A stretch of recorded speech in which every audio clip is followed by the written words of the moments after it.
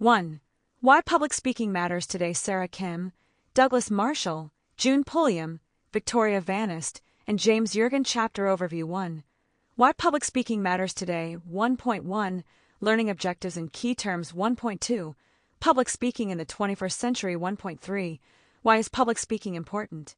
1.4 The Process of Public Speaking. 1.1 Learning Objectives and Key Terms describe the three types of public speaking in everyday life: informative, persuasive, and entertaining. Explain the benefits of taking a course in and engaging in public speaking. Identify the three components of getting your message across to others. Distinguish between the interactional models of communication and the transactional model of communication. Explain the three principles discussed in the dialogical theory of public speaking. Channel cultural dimension, decoding dialogic theory of public speaking, dialogue encoding, entertaining speaking, feedback, informative speaking, interactional model of public speaking, linear model of public speaking, mediated message, monologue, noise, nonverbal communication, persuasive speaking, physical dimension, receiver, social psychological dimension, source, temporal dimension, thought leader, transactional model of public speaking, verbal communication, learning objectives, key terms. 1.2 Public speaking. In the 21st century, public speaking public speaking is the process of designing and delivering a message to an audience. Effective public speaking involves understanding your audience and speaking goals, choosing elements for the speech that will engage your audience with your topic, and delivering your message skillfully. Good public speakers understand that they must plan, organize, and revise their material in order to develop an effective speech.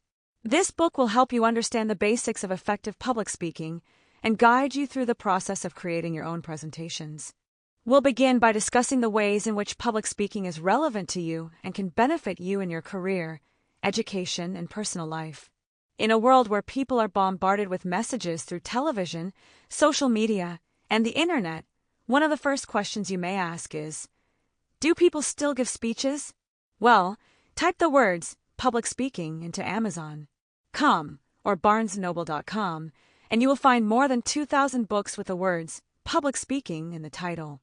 Most of these and other books related to public speaking are not college textbooks. In fact, many books written about public speaking are intended for very specific audiences. A handbook of public speaking for scientists and engineers, Let Me Speak, A Young Person's Guide to Public Speaking, Professionally Speaking, Public Speaking for Health Professionals, and Speaking Effectively, a guide for Air Force speakers. Although these different books address specific issues related to nurses, engineers, or Air Force officers, the content is basically the same.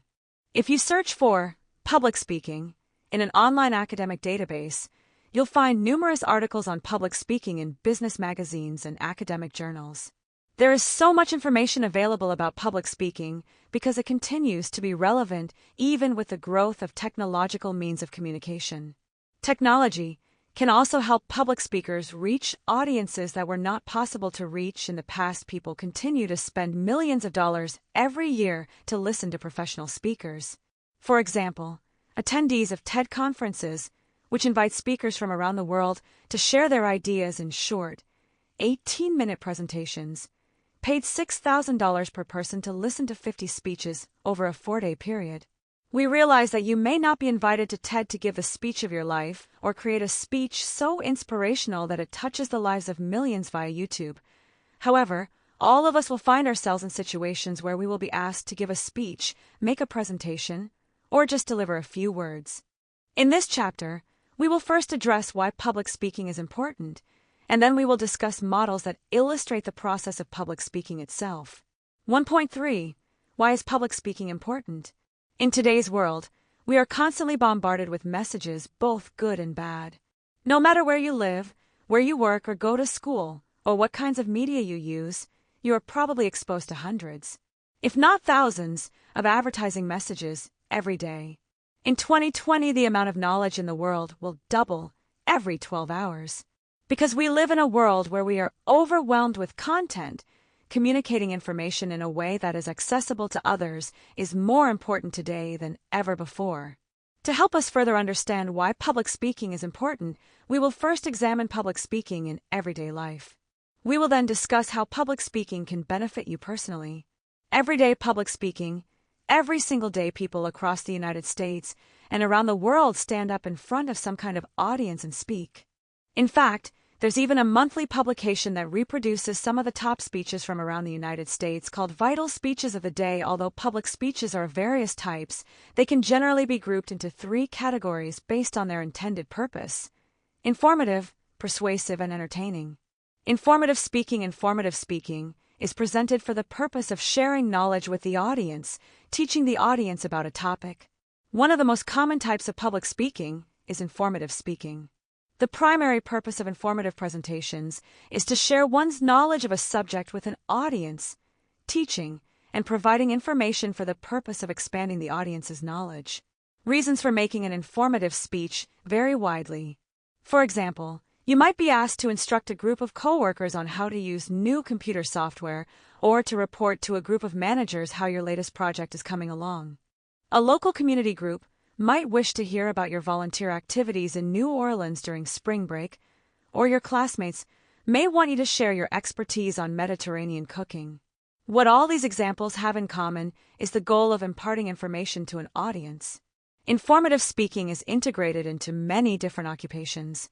Physicians often lecture about their areas of expertise to medical students, other physicians, and patients.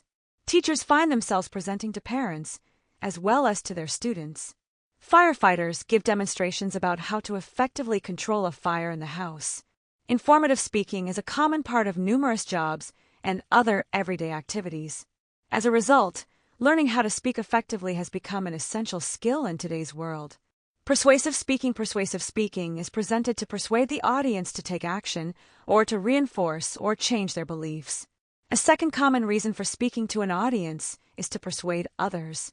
In our everyday lives, we are often called on to convince, motivate, or call to action others to change their beliefs, take an action, or reconsider a decision. From the days of ancient Greeks and Aristotle, the importance of persuasive speaking has been studied. The ability to motivate someone to take action or believe your side of the argument is a key skill that matters in business and in our personal lives. Advocating for music education in your local school district, convincing clients to purchase your company's products, or inspiring high school students to attend college all involve influencing other people through public speaking.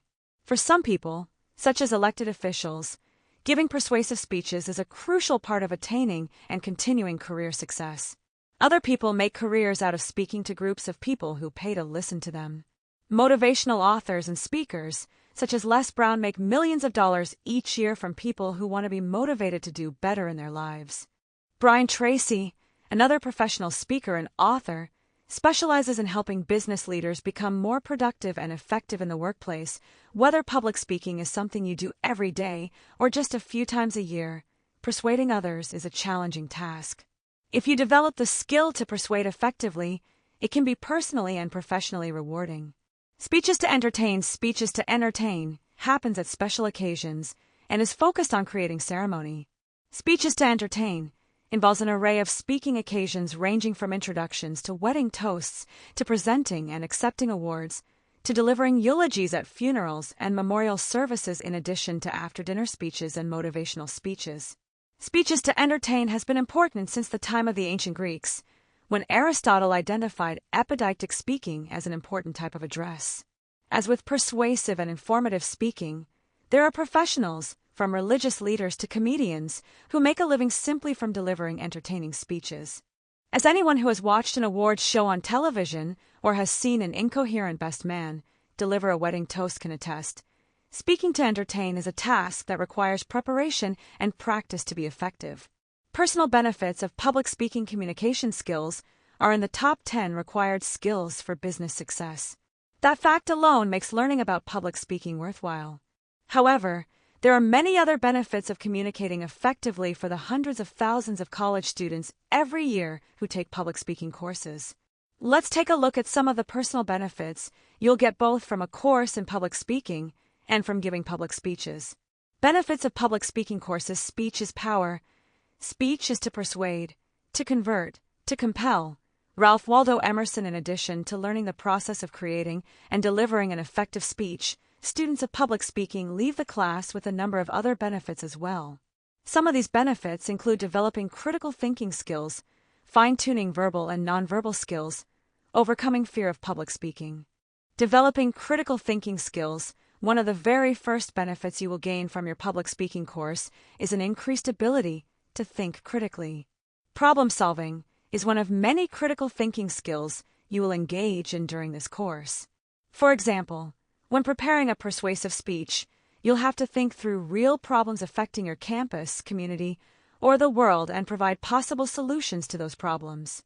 You'll also have to think about the positive and negative consequences of your solutions and then communicate your ideas to others. At first, it may seem easy to come up with solutions for a campus problem, such as a shortage of parking spaces. Just build more spaces. But after thinking and researching further, you may find out that building costs, environmental impact from loss of green space, maintenance needs, or limited locations for additional spaces make this solution impractical. Being able to think through problems and analyze the potential costs and benefits of solutions is an essential part of critical thinking and of public speaking aimed at persuading others. These skills will help you not only in public speaking contexts, but throughout your life as well. Another benefit to public speaking is that it will enhance your ability to conduct and analyze research. Public speakers must provide credible evidence within their speeches. Your public speaking course will further refine your ability to find and utilize a range of sources. And finally, your speeches will be timed and you will be required to fit the most important information into a short time frame. Since you can't say everything about your topic, you will need to choose the most important information to help your audience understand your topic. Fine-tuning verbal and nonverbal skills. A second benefit of taking a public speaking course is that it will help you fine-tune your verbal and nonverbal communication skills. Whether you competed in public speaking in high school, or this is your first time speaking in front of an audience, having the opportunity to actively practice communication skills and receive professional feedback will help you become a better overall communicator. Often, people don't even realize that they twirl their hair or repeatedly mispronounce words while speaking in public settings until they receive feedback from a teacher during a public speaking course. People around the United States will often pay speech coaches over $100 per hour to help them enhance their speaking skills. You have a built-in speech coach right in your classroom, so it is to your advantage to use the opportunity to improve your verbal and nonverbal communication skills.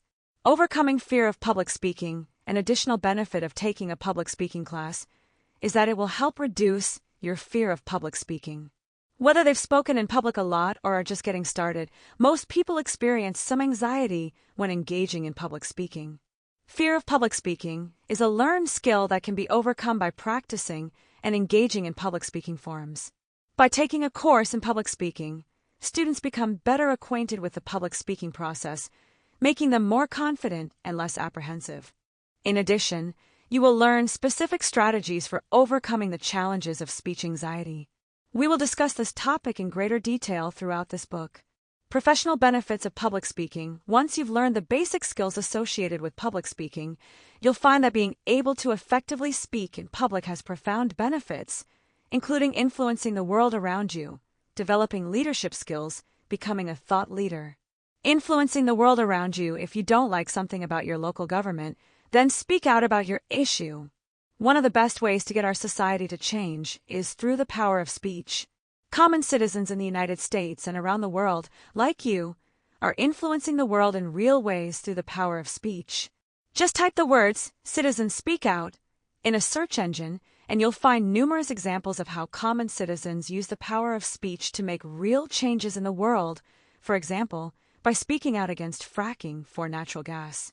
One of the amazing parts of being a citizen in a democracy is the right to stand up and speak out, which is a luxury many people in the world do not have. If you don't like something, be the force of change you're looking for through the power of speech. Developing leadership skills. Have you ever thought about climbing the corporate ladder and eventually finding yourself in a management or other leadership position? If so, then public speaking skills are very important.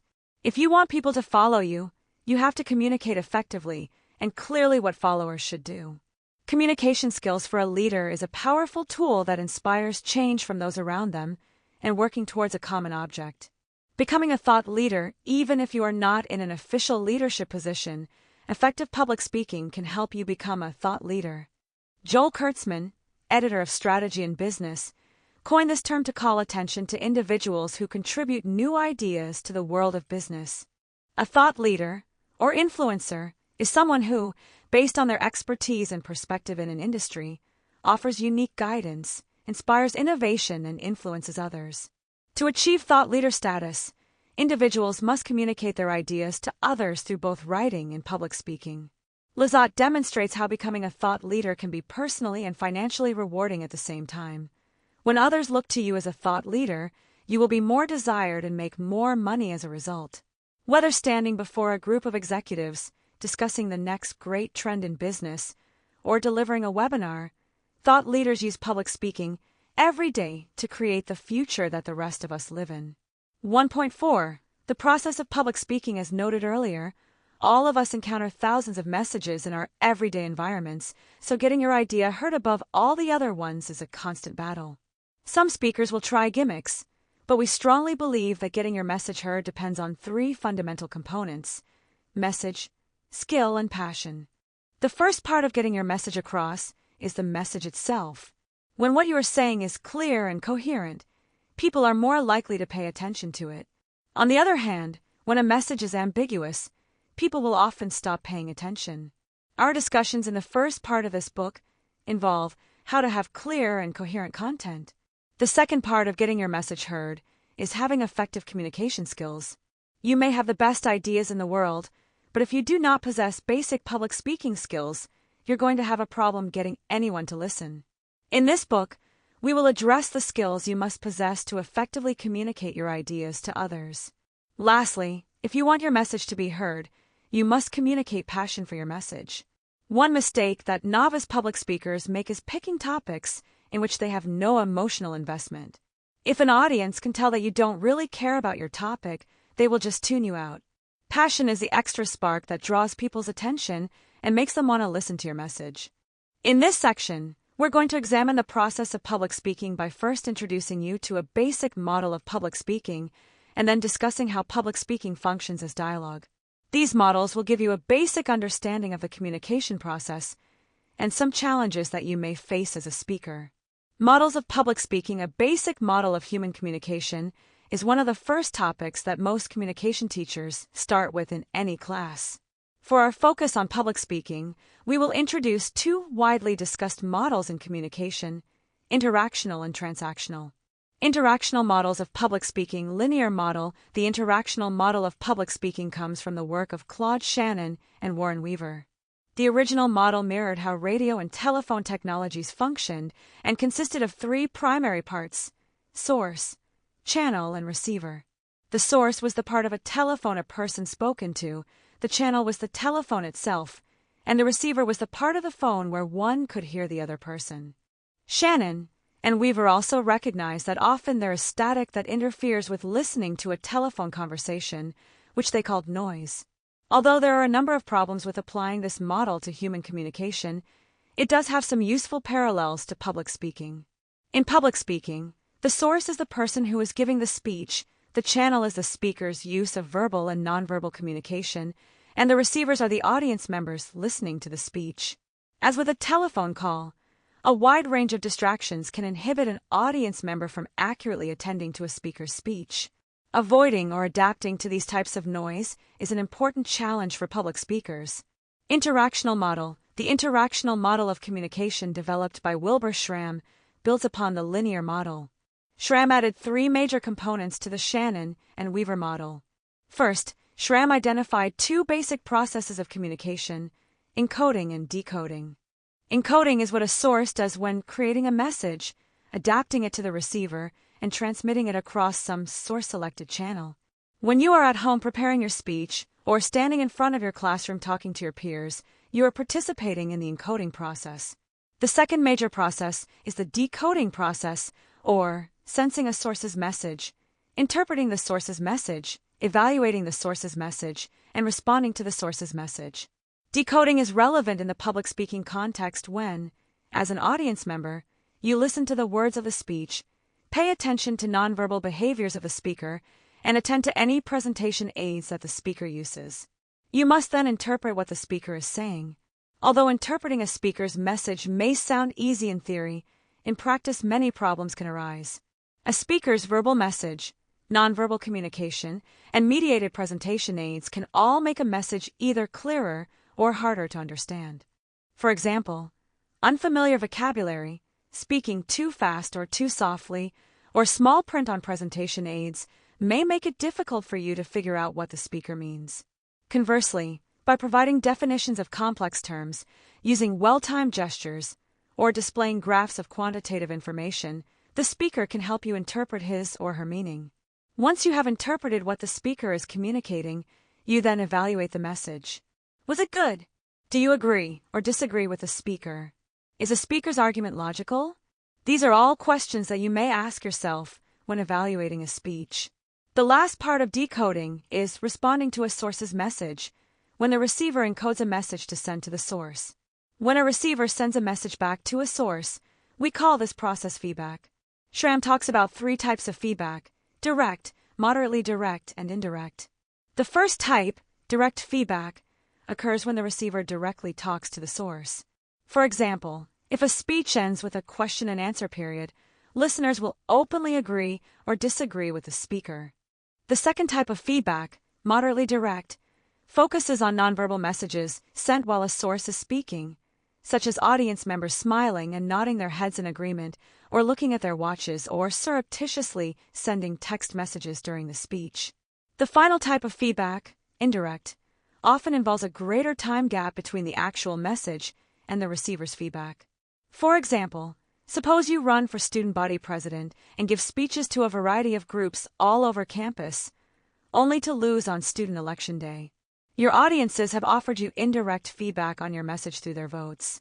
One of the challenges you'll face as a public speaker is how to respond effectively to audience feedback, particularly the direct and moderately direct forms of feedback you receive during your presentation. Transactional model of public speaking. One of the biggest concerns that some people have with the interactional model of communication is that it tends to place people into the category of either source or receiver with no overlap. Even with Schramm's model, encoding and decoding are perceived as distinct for sources and receivers. Furthermore, the interactional model cannot handle situations where multiple sources are interacting at the same time. To address these weaknesses, Dean Barnlund proposed a transactional model of communication. The basic premise of the transactional model is that individuals are sending and receiving messages at the same time.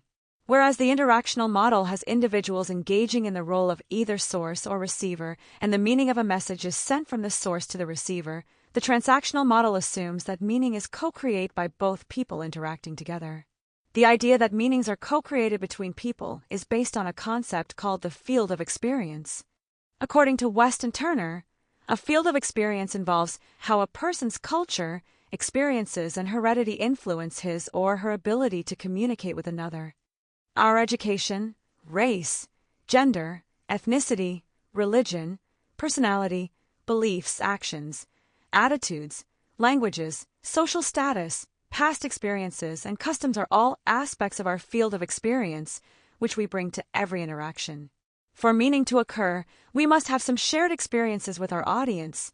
This makes it challenging to speak effectively to audiences with very different experiences from our own. Our goal as public speakers is to build upon shared fields of experience so that we can help audience members interpret our message. Dialogic theory of public speaking. Most people think of public speaking as engaging in a monologue where the speaker stands and delivers information and the audience passively listens. Based on the work of numerous philosophers, however, Ronald Arnett and Pat Arneson proposed that all communication, even public speaking, could be viewed as a dialogue. The dialogic theory is based on 3 overarching principles. 1. Dialogue is more natural than monologue. 2. Meanings are in people, not words. 3. Contexts and social situations impact perceived meanings. Let's look at each of these in turn. Dialogue versus monologue. The first tenet of the dialogic perspective is that communication should be a dialogue and not a monologue. Lev Yakubinsky argued that even public speaking situations often turn into dialogues when audience members actively engage speakers by asking questions.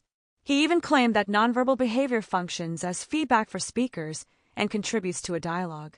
Overall, If you approach your public speaking experience as a dialogue, you'll be more actively engaged as a speaker and more attentive to how your audience is responding, which will, in turn, lead to more actively engaged audience members. Meanings are in people, not words. Part of the dialogic process in public speaking is realizing that you and your audience may differ in how you see your speech. Helmut Geisner and Edith Slembeck discussed Geisner's idea of responsibility, or the notion that the meanings of words must be mutually agreed upon by people interacting with each other. If you say the word dog and think of a soft, furry pet and your audience member thinks of the animal that attacked him as a child, the two of you perceive the word from very different vantage points. As speakers, we must do our best to craft messages that take our audience into account and use audience feedback to determine whether the meaning we intend is the one that is received. To be successful at conveying our desired meaning, we must know quite a bit about our audience so we can make language choices that will be the most appropriate for the context. Although we cannot predict how all our audience members will interpret specific words, we do know that, for example, using teenage slang when speaking to the audience at a senior center would most likely hurt our ability to convey our meaning clearly. Contexts and social situations. Russian scholar Mikhail Bakhtin notes that human interactions take place according to cultural norms and rules. How we approach people, the words we choose, and how we deliver speeches are all dependent on different speaking contexts and social situations. On September 8, 2009, President Barack Obama addressed school children with a televised speech. If you look at the speech he delivered to kids around the country, and then at his speeches targeted toward adults, you'll see lots of differences. These dissimilar speeches are necessary because the audiences have different experiences and levels of knowledge. Ultimately, good public speaking is a matter of taking into account the cultural background of your audience and attempting to engage your audience in a dialogue from their own vantage point. Considering the context of a public speech involves thinking about 4 dimensions: physical, temporal, social, psychological, and cultural. Physical dimension. The physical dimension of communication involves the real or touchable environment where communication occurs. For example, you may find yourself speaking in a classroom, a corporate boardroom, or a large amphitheater. Each of these real environments will influence your ability to interact with your audience. Larger physical spaces may require you to use a microphone and speaker system to make yourself heard or to use projected presentation aids to convey visual material. How the room is physically decorated or designed can also impact your interaction with your audience. If the room is dimly lit or is decorated with interesting posters, audience members' minds may start wandering. If the room is too hot, you'll find people becoming sleepy. As speakers, we often have little or no control over our physical environment, but we always need to take it into account when planning and delivering our messages. Temporal dimension. According to Joseph DeVito, the temporal dimension has to do not only with the time of day and moment in history, but also with where a particular message fits into the sequence of communication events. The time of day can have a dramatic effect on how alert one's audience is. Don't believe us? Try giving a speech in front of a class around 12:30 p.m. when no one's had lunch. It's amazing how impatient audience members get once hunger sets in. In addition to the time of day, we often face temporal dimensions related to how our speech will be viewed in light of societal events. Imagine how a speech on the importance of campus security would be interpreted on the day after a shooting occurred. Compare this with the interpretation of the same speech given at a time when the campus had not had any shootings for years, if ever. Another element of the temporal dimension is how a message fits with what happens immediately before it. For example, if another speaker has just given an intense speech on death and dying, and you stand up to speak about something more trivial, people may downplay your message because it doesn't fit with the serious tone established by the earlier speech. You never want to be the funny speaker who has to follow an emotional speech where people cried. Most of the time in a speech class, you will have no advance notice as to what the speaker before you will be talking about. Therefore, it is wise to plan on being sensitive to previous topics and be prepared to ease your way subtly into your message if the situation so dictates. Social psychological dimension. The social psychological dimension of context refers to status relationships among participants, roles and games that people play, norms of a society or group, and the friendliness, formality, or gravity of the situation. You have to know the types of people in your audience and how they react to a wide range of messages. Cultural dimension, the final context dimension Joseph DeVito mentions, is the cultural dimension. When we interact with others from different cultures, misunderstandings can result from differing cultural beliefs, norms, and practices. As public speakers engaging in a dialogue with our audience members, we must attempt to understand the cultural makeup of our audience so that we can avoid these misunderstandings as much as possible. Each of these elements of context is a challenge for you as a speaker. Throughout the rest of the book, we'll discuss how you can meet the challenges presented by the audience and context and become a more effective public speaker in the process. References Arnett, R. C. and Arneson, P. Dialogic Civility in a Cynical Age, Community, Hope, and Interpersonal Relationships.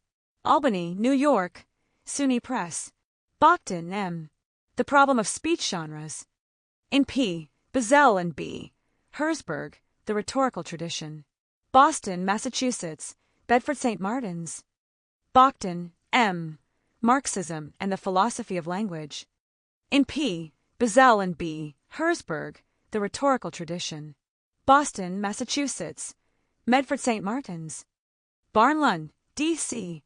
A Transactional Model of Communication. In C. D. Mortensen, Communication Theory. New Brunswick, New Jersey, Transaction. DeVito, J.A. The Interpersonal Communication Book. Boston, Massachusetts, Allen and Bacon. Geisner, H. and Slembeck, E.